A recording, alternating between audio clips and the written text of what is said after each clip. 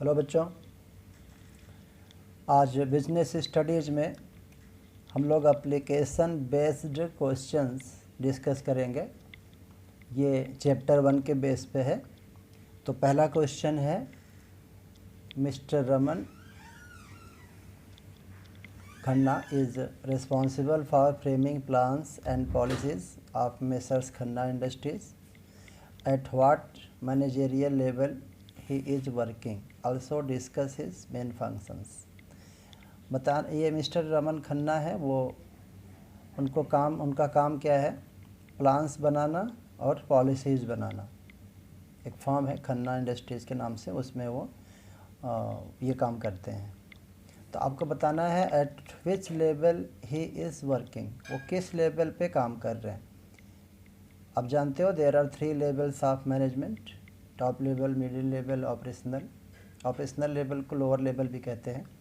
और उसके फंक्शंस भी बताना है, जिस लेवल पे वो काम कर रहे हैं उस लेवल का फंक्शन भी बताना है। तो इसमें जो काम है, जो वर्क है, जो फंक्शन है, उसी से हम पहचानते हैं कि कौन सा लेवल है। तो जब फंक्शंस टॉपिक पढ़ाए थे, जब लेवल ऑफ मैनेजमेंट टॉपिक पढ़ाए थे, तो उसमें मैंने बताया था कि फ्रेमिंग प्लान्स एंड पॉलिसीज़ ये टॉप लेवल का फंक्शन है। तो इसका मतलब ये है कि मिस्टर खन्ना जो है वो टॉप लेवल पे काम कर रहे हैं, और टॉप लेवल के जो फंक्शंस हैं वो आपको पढ़ाया गया था, आप उसको देख लेना क्या क्या है। तो आंसर है top level, mister Khanna top level पे काम कर रहे हैं, आंसर है टॉप लेवल, आंसर है। और उसके जो फंक्शंस हैं टॉप लेवल के मैनेजमेंट के, वो आप पीछे पढ़ाया गया, उसको आप देख लेना। एक तो यही है फ्रेमिंग प्लान्स एंड पॉलिसीज़, और भी कई हैं, तो उसको आप पढ़ लेना। नेक्स्ट क्वेश्चन है, business needs to add to its prospects in the long run. एक बिजनेस है, फर्म है, कंपनी है, जिसको प्रॉस्पेक्ट्स को ऐड करने की ज़रूरत है। प्रॉस्पेक्ट्स मीन्स क्या होता है? जो हमारे प्रॉस्पेक्टिव कस्टमर्स हो सकते हैं, वो बढ़ाना चाहता है कंपनी, ये जो फर्म है, लॉन्ग रन में, ताकि उसको धीरे धीरे उसके कस्टमर बढ़ते चले जाएं। तो आपको बताना है which organisational objective is highlighted in the statement. ये जो स्टेटमेंट है कि वो प्रॉस्पेक्ट्स को ऐड करना चाहती है कंपनी, तो इसमें कौन सा ऑर्गेनाइजेशनल ऑब्जेक्टिव है? पहले आप पढ़े थे, there are 3 categories of objectives of management: organisational objectives, personal objectives and social objectives. तो ये ऑर्गेनाइजेशनल ऑब्जेक्टिव है, ये तो क्वेश्चन ने बता दिया। अब ऑर्गेनाइजेशनल ऑब्जेक्टिव में से कौन सा है ये ऑर्गेनाइजेशनल ऑब्जेक्टिव? अगर आप भूल गए हो तो एक बार रिवाइज कर लेना, पढ़ लेना। सर्वाइवल, प्रॉफिट एंड ग्रोथ, 3 होते हैं, सर्वाइवल, प्रॉफिट एंड ग्रोथ। तो ये प्रॉस्पेक्ट बढ़ाना कौन सा ऑब्जेक्टिव है? ऑर्गेनाइजेशनल ऑब्जेक्टिव का कौन सा है? सर्वाइवल है या प्रॉफिट है या ग्रोथ है? अच्छा, और mention 2 objectives under this category. और भी जो हैं वो तो मैंने बता दिया, 3 होते हैं, सर्वाइवल, प्रॉफिट एंड ग्रोथ। तो इसका क्या आंसर है? प्रॉस्पेक्ट बढ़ाना लॉन्ग रन में, तो ये तो है ग्रोथ, आंसर है ग्रोथ। अदर 2 कौन कौन होते हैं मैंने बता दिया था अभी, सर्वाइवल एंड प्रॉफिट। तो ये जो प्रॉस्पेक्ट ऐड करना है लॉन्ग रन के लिए, ये ऑर्गेनाइजेशनल ऑब्जेक्टिव है, कौन सा? ग्रोथ। और बाकी कौन से हैं 2? ये है सर्वाइवल और प्रॉफिट। नेक्स्ट क्वेश्चन है क्वेश्चन नंबर 3। तो मैकडोनाल्ड आप लोग जानते हो, बड़ा फेमस फर्म है, ऑफर्स आलू टिक्की बर्गर। वो कस्टमर्स के लिए ऑफ़र कर रही है ये फर्म आलू टिक्की बर्गर। किस लिए कर रहा है? ताकि इंडियन कस्टमर्स जो है अट्रैक्ट हों। जबकि आप जानते हैं मैकडोनाल्ड जो कंपनी है, कई तरह के, ये मल्टीनेशनल कंपनी है और बहुत तरह के फूड बनाता है। तो चूँकि इंडिया में काम कर रहा है तो इंडियन कस्टमर के अकॉर्डिंग उनको अपना मेन्यू, अपना फूड आइटम बनाना पड़ेगा। तो आपको बताना है, पहचानना है, identify and discuss the characteristics of management highlighted in the given case. इस केस में मैनेजमेंट का कौन सा कैरेक्टरिस्टिक यानी फीचर आता है, किस फीचर के अंदर आता है ये कि कस्टमर के अकॉर्डिंग अपने आप को चेंज करना। तो या इसी क्वेश्चन को दूसरे ढंग से भी पूछ सकते हैं कि एक और दूसरा क्वेश्चन है, इसी से रिलेटेड है,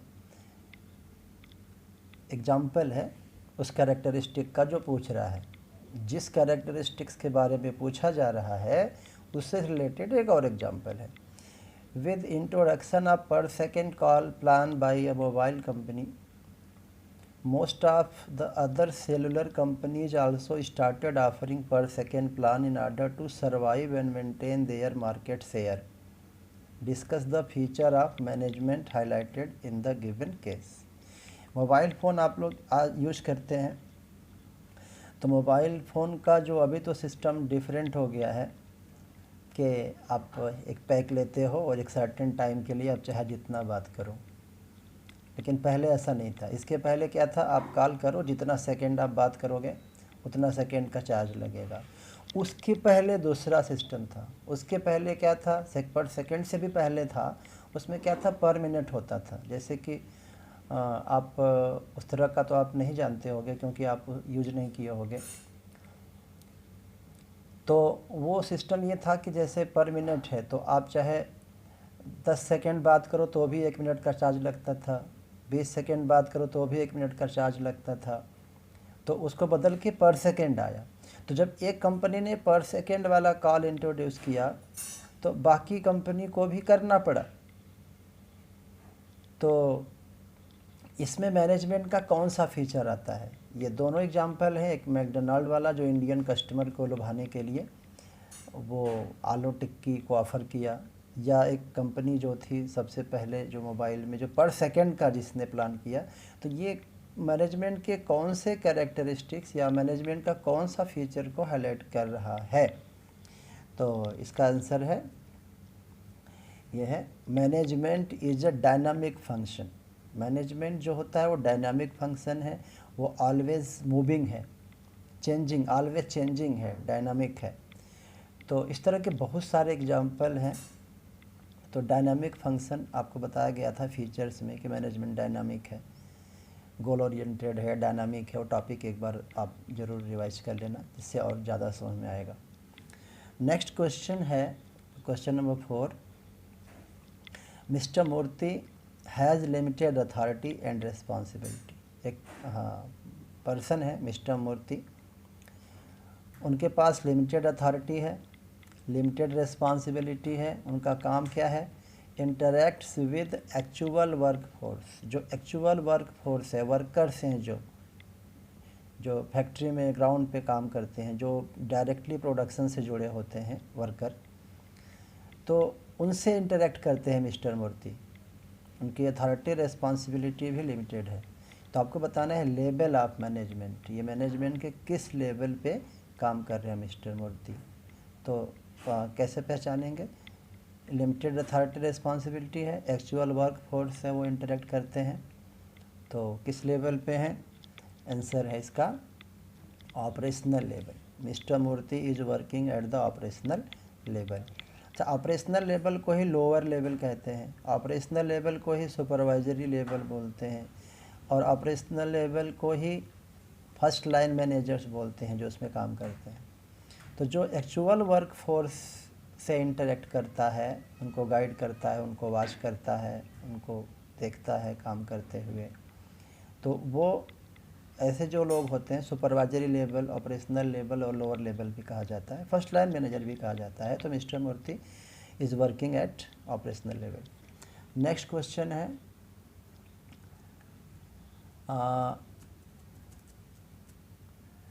है management is open to all. Management सभी के लिए ओपन है।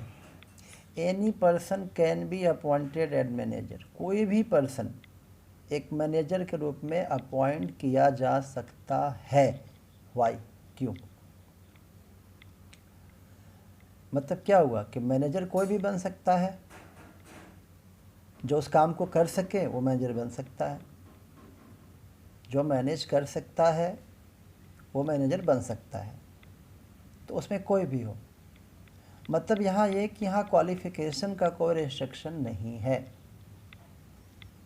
तो वही आंसर है आपका कि हम लोग पढ़े थे मैनेजमेंट एज ए प्रोफेशन, जब पढ़े थे नेचर ऑफ मैनेजमेंट, तो उसमें बताया गया था कि ये प्रोफेशन के लिए क्वालिफ़िकेशन चाहिए होती है, लेकिन मैनेजमेंट में प्रोफेशन के सारे कैरेक्टरिस्टिक नहीं हैं अभी फ़िलहाल अपने देश में। अमेरिका जापान में तो है, अपने देश में तो नहीं है।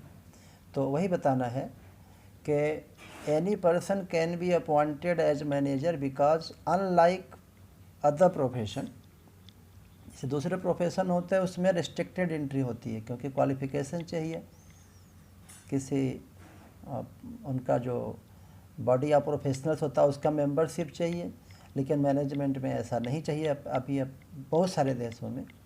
तो वही आंसर है कि there is no restricted entry in case of management. किसी भी व्यक्ति को मैनेजर बनाया जा सकता है, अगर उसके पास मैनेज करने की एबिलिटी है तो मैनेजर बन सकता है। क्यों?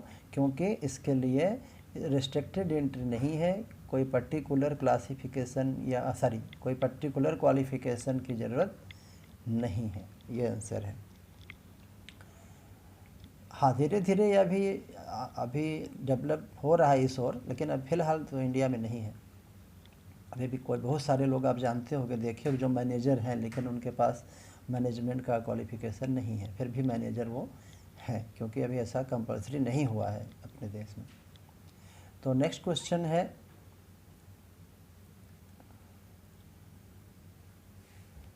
Dinesh is a superintendent.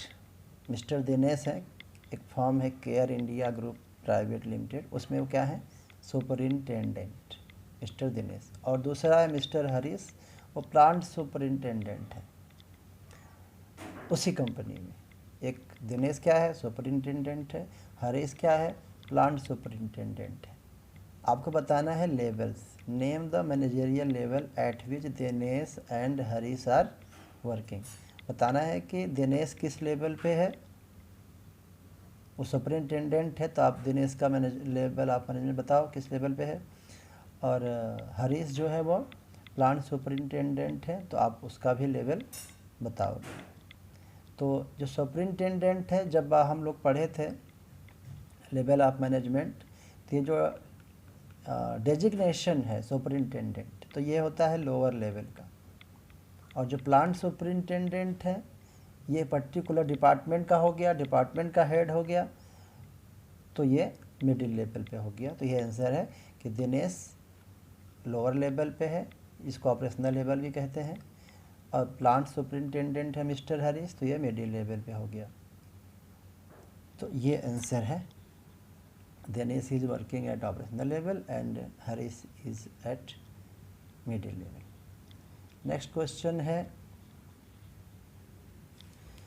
Effect of management can always be noticed in every successful and unsuccessful organisation. क्या कहा जा रहा है कि मैनेजमेंट का जो इफ़ेक्ट है इसको नोटिस कर सकते हैं। मैनेजमेंट कैसे नोटिस कर सकते हैं? अगर वो ऑर्गेनाइजेशन सक्सेसफुल है मीन्स मैनेजमेंट अच्छा है, अगर वो फर्म अनसक्सेसफुल है मीन्स मैनेजमेंट अच्छा नहीं है। तो आपको पहचानना है कि ये कौन सा फीचर है मैनेजमेंट का इस स्टेटमेंट में।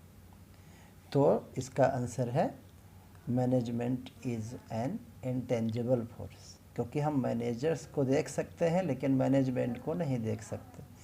मैनेजमेंट का इफ़ेक्ट भी हम महसूस कर सकते हैं सक्सेस की वजह से।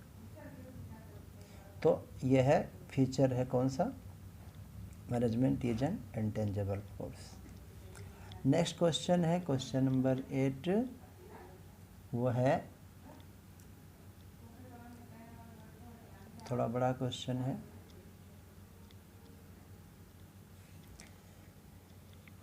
एक कंपनी है रोहन इंडस्ट्रीज़ के नाम से। उसका फर्स्ट ईयर जब कंपनी शुरू हुई काम करना, तो पहले साल जब कंपनी ने काम किया तो जो उसका रेवेन्यू था, रेवेन्यू मीन्स क्या होता है, आप पढ़े थे अकाउंट्स में, money received from sale of goods और फ्रॉम रेंडरिंग सर्विसेज। जो आपका प्रोडक्ट है उस प्रोडक्ट को सेल करने से, अगर आप सर्विस का बिजनेस कर रहे हो तो उस सर्विस, जैसे आप ट्रांसपोर्टेशन बिजनेस करते हो, गुड्स का ट्रांसपोर्टिंग आप करते हो, तो जो आपको फ्रेट मिलता है कस्टमर से वो आपका रेवेन्यू हुआ। और अगर आप किसी प्रोडक्ट का, मान लो आप कंप्यूटर्स का बिजनेस करते हो, तो कंप्यूटर के सेल से जो पैसे आते हैं वो रेवेन्यू हुए।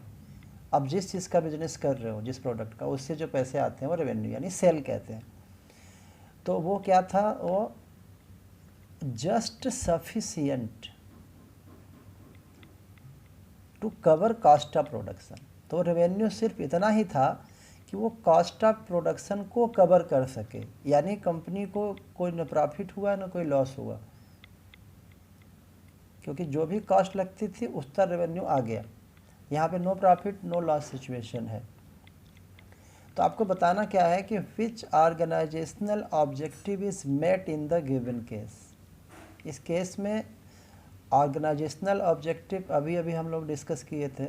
ऑब्जेक्टिव्स ऑफ मैनेजमेंट में 3 आते हैं, organisational objective, personal objective, social objective. अब ऑर्गेनाइजेशनल ऑब्जेक्टिव के अंदर भी 3 हैं, सर्वाइवल, प्रॉफिट, ग्रोथ। तो आपको बताना है कि जब रेवेन्यू और कॉस्ट इक्वल हो तो कौन सा ऑब्जेक्टिव पूरा हो रहा है। तो इसका आंसर है सर्वाइवल, क्योंकि प्रॉफिट तो हो नहीं रहे। 3 ऑर्गेनाइजेशनल ऑब्जेक्टिव कितने हैं, 3 है, सर्वाइवल, प्रॉफिट, ग्रोथ। तो प्रॉफिट तो है नहीं और ग्रोथ तो कहाँ हुआ, जितना रेवेन्यू है उतना ही कॉस्ट है, no profit no loss situation है। तो सर्वाइवल मतलब कंपनी बस बनी रहेगी, जिंदा रहेगी, डूबेगी नहीं, क्योंकि लॉस तो हो नहीं रहा है, और ग्रोथ भी नहीं कर रही क्योंकि प्रॉफिट ही नहीं, और ग्रोथ कैसे होगा। दूसरा क्वेश्चन है इसी के बेस पे, what are 2 other organisational objective. इसी तरह का क्वेश्चन हम लोग अभी डिस्कस किए थे। ऑर्गेनाइजेशनल ऑब्जेक्टिव के 2 और कौन कौन से हैं, तो मैंने अभी बताया, प्रॉफिट है और ग्रोथ है। पहला है सर्वाइवल, जो जब कॉस्ट और रेवेन्यू इक्वल हो सर्वाइवल हो गया, जब रेवेन्यू ज़्यादा हो जाए कॉस्ट से तो प्रॉफिट होता है, और जब कंपनी के कस्टमर बढ़ने लगे, कंपनी का प्रोडक्शन बढ़ने लगे, प्रोडक्शन कैपेसिटी बढ़ने लगे, एम्प्लॉइज बढ़ने लगे, तो ग्रोथ होता है। तो यहाँ पे जो एग्जांपल दिया है वो सर्वाइवल का, अब बाकी 2 अदर पूछा है तो वो है प्रॉफिट एंड ग्रोथ, ये आंसर है। तो अब नेक्स्ट क्वेश्चन है, थ्रू ई चौपाल। आजकल तो इंटरनेट से बहुत सारे होता है, पढ़ाई होती है, ई बैंकिंग, ई बिजनेस, ई कॉमर्स, आप लोग जानते हो। तो ई चौपाल, चौपाल क्या होता है, जिसमें बहुत सारे लोग आपस में डिस्कशन करते हैं। गांव में पहले होता था, किसान लोग, गांव के लोग एक जगह बैठ के सब इकट्ठा होते थे। तो वही ई चौपाल अभी आईटीसी कंपनी शुरू कर रही है। तो उसका एम क्या था इस ई चौपाल का, to change the quality of life and the entire outlook of Indian farmers. जो इंडिया में फार्मर्स हैं उनके क्वालिटी ऑफ लाइफ को चेंज करने के लिए ये चौपाल शुरू किया। तो बताना है कि ये कौन सा ऑब्जेक्टिव हाईलाइट हो रहा है, मतलब ये कौन सा ऑब्जेक्टिव है जो कंपनी पूरा कर रही है, क्योंकि आईटीसी कंपनी, उनको फार्मर से क्या मतलब है, फार्मर से कोई लेन देन का है नहीं, फिर भी कंपनी कर रही है फार्मर्स के लिए। तो ये कौन सा ऑब्जेक्टिव है कंपनी का, तो इसका आंसर है सोशल ऑब्जेक्टिव। 3 कैटेगरी पढ़े थे हम लोग ऑब्जेक्टिव्स की, बार बार बता रहा हूँ मैं, कौन कौन, ऑर्गेनाइजेशनल, पर्सनल एंड सोशल। तो यहाँ पे कौन सा ऑब्जेक्टिव फुलफिल हो रहा है, यहाँ पे हो रहा है सोशल ऑब्जेक्टिव। नेक्स्ट क्वेश्चन है, क्वेश्चन नंबर 10 है, an organisation consists of diverse individuals with different needs. कि कोई भी ऑर्गेनाइजेशन हो उसमें जो इंडिविजुअल्स से, मतलब यहाँ लोग से है, पीपल से है, वो डाइवर्स होते हैं, अलग अलग उनकी सोच होती है, अलग अलग उनका बैकग्राउंड होता है, अलग अलग कैपेसिटी होती है, अलग अलग क्वालिफ़िकेशन होता है, अलग अलग उनका जॉब होता है, अलग अलग टास्क होता है, बहुत तरह के लोग होते हैं, उनकी सोच भी अलग अलग होती है। तो बताना है कि मैनेजमेंट का कौन सा फीचर है। तो आंसर है management is a group activity, क्योंकि उसमें बहुत सारे लोग काम करते हैं। नेक्स्ट क्वेश्चन है the 5 functions of management. Management के 5 फंक्शंस आप पढ़ चुके हो, planning, organising, staffing, directing, controlling. ये कह रहा है नॉट नीडेड इन स्कूल, गलत कह रहा है, स्कूल में ज़रूरत है। फिर भी ये क्वेश्चन तो ये बोल रहा है कि not needed in school, not needed in hospital. Question कह रहा है हॉस्पिटल में मैनेजमेंट की ज़रूरत नहीं है। स्पोर्ट्स क्लब में बोल रहा है नहीं ज़रूरत है, क्यों बोला है they are not run on commercial basis, क्योंकि वो कॉमर्शियल बेसिस पे नहीं होते। तो यहाँ पे ये कौन सा फीचर के बारे में बात कर रहा है, या किस फीचर्स को वायलेट कर रहा है ये स्टेटमेंट। जब क्योंकि तो गलत कह रहा है कि मैनेजमेंट स्कूल में नहीं चाहिए, हॉस्पिटल में नहीं चाहिए, स्पोर्ट्स क्लब में नहीं चाहिए, तो गलत बोल रहा है। तो यहाँ पे कौन सा जो मैनेजमेंट का फीचर है जिसको ये इग्नोर कर रहा है, तो वो फीचर है management is all pervasive. Management हर जगह चाहिए, हर तरह के ऑर्गेनाइजेशन में चाहिए, स्कूल में भी चाहिए, हॉस्पिटल में भी चाहिए, स्पोर्ट्स में भी चाहिए, मिलिट्री में भी चाहिए, बिजनेस में तो चाहिए ही चाहिए, लेकिन बाकी जगह भी चाहिए। तो वो है मैनेजमेंट इज़ ऑल परवेसिव। इसी क्वेश्चन को दूसरे ढंग से पूछा जा रहा है, मैं वही बात इसी का उल्टा, management is required in all kinds of organisations. Management हर तरह के ऑर्गेनाइजेशन में रिक्वायर्ड है, ज़रूरत है, नीड है। वेदर इकोनॉमिक, चाहे वो इकोनॉमिक ऑर्गेनाइजेशन हो, चाहे वो सोशल ऑर्गेनाइजेशन हो, चाहे पॉलिटिकल ऑर्गेनाइजेशन हो। तो कौन सा कैरेक्टरिस्टिक बात कर रहा है, वही जो बताया, management is all pervasive. Next question है Ragini is general manager of Fabmart. Form है फैबमार्ट, उसकी जनरल मैनेजर है रागिनी। तो वो परफॉर्म्स क्या क्या काम करती है, वो managerial planning, organising, staffing, directing, controlling, ये तो सभी मैनेजर करते हैं, तो इसमें खास बात क्या है। यहाँ लिखा as an ongoing process, मतलब वो ऑन गोइंग है, होता रहता है, लगातार चलता रहता है। तो कौन सा फीचर है, बड़ा आसान है, इसी से पहचान गए, ऑन गोइंग मीन्स कंटिन्यूस। तो इसका आंसर है मैनेजमेंट इज़ कंटिन्यूस प्रोसेस। ये हो गया, 12 क्वेश्चन हो गए। इसको आप अच्छे से सुनिए, बार बार वीडियो देखिए, समझिए, इससे कंसेप्ट क्लियर होगा। और बाकी क्वेश्चंस और भी बताएंगे नेक्स्ट क्लास में।